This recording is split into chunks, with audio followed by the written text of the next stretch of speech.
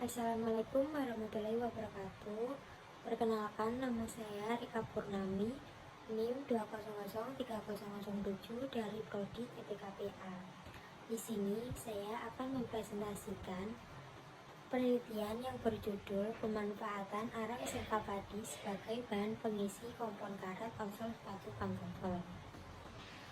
Penelitian ini bertujuan untuk mengetahui sifat-sifat karbon aktif pengisi sekam padi dalam penerapannya pada sol karet, dan untuk mengetahui kesesuaiannya untuk kompon karet. Diteliti sifat-sifat filler dari sekam padi dengan membandingkan filler karbon black. Bab 1, latar belakang. Sol sepatu karet atau alas sepatu karet banyak dipakai untuk sepatu olahraga, sepatu saveti, dan saat ini sudah semakin meningkat penggunaannya, terutama pada sepatu pantofel. Pada awalnya, semua sepatu pantofel menggunakan sol dari bahan kulit sesuai seni, gaya, dan tradisi zaman dahulu. Tetapi di zaman modern ini telah mulai banyak penggunaan sol sepatu dari karet. Sol sepatu karet merupakan salah satu bagian sepatu sebagai unsur penentu kualitas sepatu. Kualitas tersebut ditentukan dari sifat-sifat fisiknya antara lain kekerasan, ketahanan sobek, ketahanan kikis. Untuk memenuhi kualitas tersebut, kompon karet perlu ditambahkan dengan bahan aditif. Salah satu bahan aditif yang mempengaruhi sifat kompon karet adalah bahan pengisi atau filler. Kompon karet merupakan campuran karet mentah dengan bahan-bahan kimia yang belum divulkanisasi. Proses pembuatan kompon dengan cara mencampurkan antara karet mentah dengan bahan kimia karet untuk kompon terdiri dari dua jenis, yaitu karet alam dan karet sintetis. Pemilihan bahan pengisi merupakan tahap terpenting dari penyusunan kompon setelah pemilihan jenis karet dan sistem vulkanisasi. Guna mengetahui fungsi dari bahan pengisi, maka dilakukan percobaan dengan menggunakan arang sekam padi sebagai bahan pengisi untuk kompon karet, khususnya outsole sepatu pantofel. Limbah sekam padi jumlahnya cukup melimpah di Indonesia, sehingga dapat dimanfaatkan menjadi bahan pengisi karbon yang dapat berfungsi sebagai penguat. Menurut Morton 1978, efek suatu bahan pengisi dipengaruhi oleh sifat fisik dan kimia yang meliputi ukuran partikel, luas permukaan, struktur, dan aktivitas permukaan. Untuk mendapatkan penguatan yang optimum, maka partikel-partikel bahan pengisi penguat terdispersi dengan baik dan merata dalam kompon karet. Aktivitas permukaan bahan pengisi berperan dalam efek penguatan karena terjadinya interaksi antara bahan pengisi dengan karet baik secara fisik maupun kimia, dipengaruhi adanya gugus-gugus fungsional pada permukaan bahan pengisi.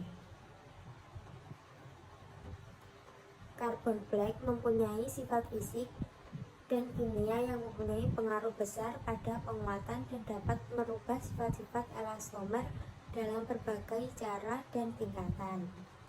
Karbon black merupakan elemen karbon terbentuk koloidal yang terdiri atas 90-99% karbon, sedang sisanya berupa elemen non-karbon yang terdiri atas hidrogen, oksigen, dan sulfur.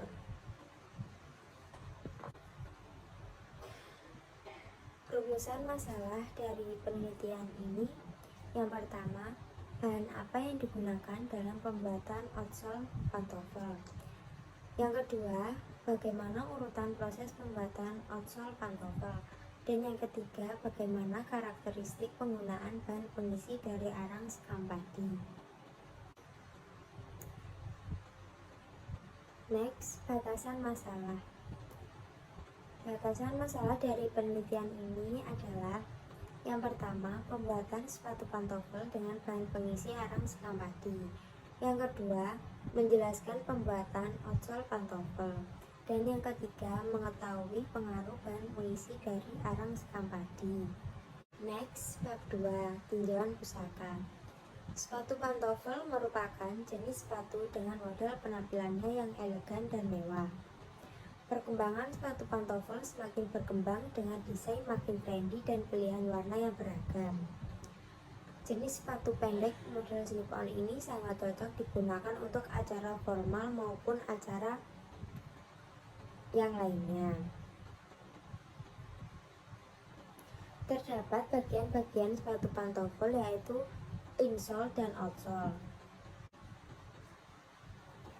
Insole merupakan bagian yang terletak pada bagian dalam sepatu pantofel yang menjadi alas atau pijakan kaki. Insole memiliki bentuk mengikuti lekukan sepatu dan disesuaikan dengan kaki penggunaannya. Insole terbuat dari bahan yang lembut seperti busa atau gel. Insole dapat dicopot dan dipasang ketika mengalami kerusakan dan harganya relatif murah dibandingkan outsole. Dan yang kedua, bagian dari sepatu pantofel adalah outsole. Outsole merupakan komponen sepatu yang terletak di bagian bawah sepatu. Outsole berguna untuk melindungi bagian bawah kaki. Umumnya masyarakat menyebutnya sol sepatu. Outsole terbuat dari bahan bertekstur keras seperti kulit sintetis, karet, plastik hingga kayu. Outsole merupakan bagian terkuat pada sepatu. Outsole berguna untuk menopang berat badan penggunaannya dan bagian yang bertugas untuk bersentuhan dengan berbagai medan segala kondisi. Contohnya lantai, batu, tanah, dan lain-lain. Kompon karet adalah karet mentah yang telah dicampur dengan bahan baku penunjang lainnya seperti filler, processing oils, akselerator, dan sebagainya dengan menggunakan mesin giling karet seperti open mill dan kneader, yang mana jika dipanaskan dengan temperatur dan waktu yang cukup akan berubah menjadi barang jadi yang bersifat permanen. Karet yang digunakan untuk kompon terdiri dari dua jenis, yaitu karet alam dan karet sintetis. Karet alam merupakan karet alami yang terdapat pada pohon karet dan produk dari proses penggumpalan getah tanaman karet atau lateks. Gumpalan tersebut digiling menjadi lembaran-lembaran tipis dan dikeringkan dengan cara pengasapan atau dengan cara pengeringan menggunakan udara panas untuk karet wrap. Karet sintetis atau butadiene rubber merupakan bahan elastomer yang artifisial. Butadiene rubber dibuat dengan cara polimerisasi emulsi dan larutan. Polimerisasi larutan menghasilkan karet BR untuk keperluan pembuatan ban yang lebih tahan terhadap abrasi.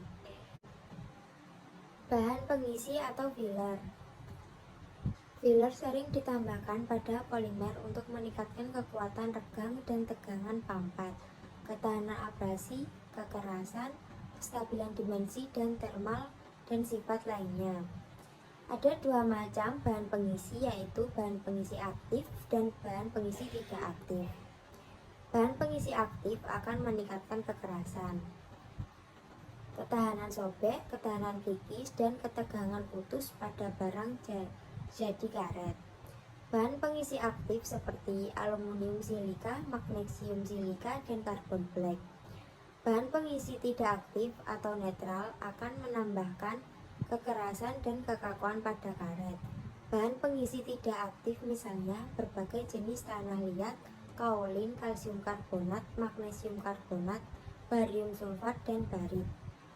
Penguatan bahan pengisi ditentukan oleh ukuran keadaan permukaan dan kehalusan butir. Untuk memperoleh penguatan optimum, maka butir-butir bahan pengisi harus tersebar dengan baik dan merata dalam kompon dan peningkatan jumlah filler. Bahan pengisi karet terdapat dua pengelompokan, yaitu bahan pengisi black dan bahan pengisi non-black. Bahan pengisi black digunakan di dalam industri barang jadi karet di samping sebagai bahan pengisi penguat juga sebagai pemberi warna hitam pada vulkanisat karet. Bahan pengisi non-black. Bahan pengisi non-black digunakan di dalam industri barang jadi karet untuk vulkanisat karet yang berwarna putih atau selain dari warna hitam. Penggunaan bahan pengisi ini sering disertai dengan penggunaan bahan pewarna lainnya. Tujuannya adalah untuk mendapatkan warna tertentu. Arang sekam padi. Arang sekam padi merupakan sisa hasil penggilingan yang saat ini belum dimanfaatkan secara optimal. Penggunaan arang sekam padi sebagai bahan pengisi digunakan sebagai pewarna hitam atau carbon black. Carbon black yang digunakan sebagai bahan pengisi saat ini bahan bakunya berasal dari minyak bumi sehingga persediaannya makin terbatas. Next, bab 3. Metodologi penelitian. Tempat dan waktu penelitian. Tempat penelitian ini dilaksanakan di Fakultas Teknologi Pertanian Universitas Gadjah Mada, Bulak Sumur, Catur Tunggal, Kecamatan Depok, Kabupaten Sleman, Daerah Istimewa Yogyakarta. Dan waktu pelaksanaan penelitian ini dilakukan dalam waktu 3 bulan mulai bulan Mei 2015 sampai Juli 2015. Alat dan bahan. Dalam penelitian menggunakan alat mesin roll mill, neraca analitik, mesin cutting, dan rheometer. Roll mill merupakan mesin pencampur karet. Ini mempunyai unit pencampur atau rotor yang terdiri dari 2 buah silinder panjang dan berongga. Cara penggunaan mesin ini sebagai berikut, yaitu roll emergency, cara tarik pada ruas yang membujur di atas dengan ditarik agar mesin berhenti secara langsung. Selanjutnya, pada saat penggilingan harus memperhatikan suhu karena akan bisa merusak kompon. Selanjutnya yaitu alat yang digunakan neraca analitik. Jenis timbangan yang berfungsi mampu menimbang massa hingga ukuran 1 gram sama dengan 100 mg. Neraca ini digunakan untuk kebutuhan bahan sesuai dengan ukuran formula. Selanjutnya yaitu mesin cutting digunakan untuk memotong bongkahan karet yang masih belum olahan menjadi kompon outsole. Alat yang terakhir yaitu rheometer, alat yang berfungsi dalam menguji sifat polimer pada karet. Rheometer merupakan pengembangan dari fungsi viskometer yang melakukan pengujian polimer karet di saat sebelum dipakai. Ketika proses pengujian, spesimen karet yang diuji akan secara langsung terbentuk dengan volume yang sama antara jig atas dan jig bawah saling bersentuhan. Bahan yang digunakan dalam pembuatan pantofel yaitu RRS, SBR, carbon black atau arang sekam padi, paraffinic oil, CaCO3 800 mg, ZNO, stearit acid, BHT, silika, PEG 4000, MBTS, TMTD, dan sulfur. Next yaitu prosedur kerja atau langkah-langkah kerja dalam pembuatan sepatu pantofel. Pada penelitian ini terdapat langkah kerja yaitu yang pertama, cetakan disiapkan dan dibersihkan dengan cara disemprot. Selanjutnya yang kedua, kompon diatur atau diletakkan dalam cetakan sesuai size cetakan yang sudah ditimbang sesuai berat yang ditentukan. Yang ketiga, sebelum kompon dimasukkan di mesin press, mesin dipanaskan dengan suhu yang sudah ditentukan. Yang keempat, cetakan yang telah diisi kompon dimasukkan ke dalam mesin press lalu letakkan di antara plat atas bawah dan atur pada posisi menempel langsung pada cetakan dan dilakukan pemanasan. Dan yang kelima, dilakukan pengepresan. Boleh menaik turunkan mesin press agar tekanan pada kompon lebih padat dari tidak ada rongga atau sisi yang berlubang dan itu bisa memberi efek kekuatan pada ocol. Yang keenam, pencetakan ocol pantofel dilakukan sekitar 10 menit. Yang ketujuh, setelah proses vulkanisasi beberapa saat, plat mesin gempa akan turun secara otomatis lalu cetakan dibuka. Dan yang terakhir, setelah itu lakukan trimming pada ocol yang sudah jadi. Analisis data terlihat pada tabel yang sudah terlampir.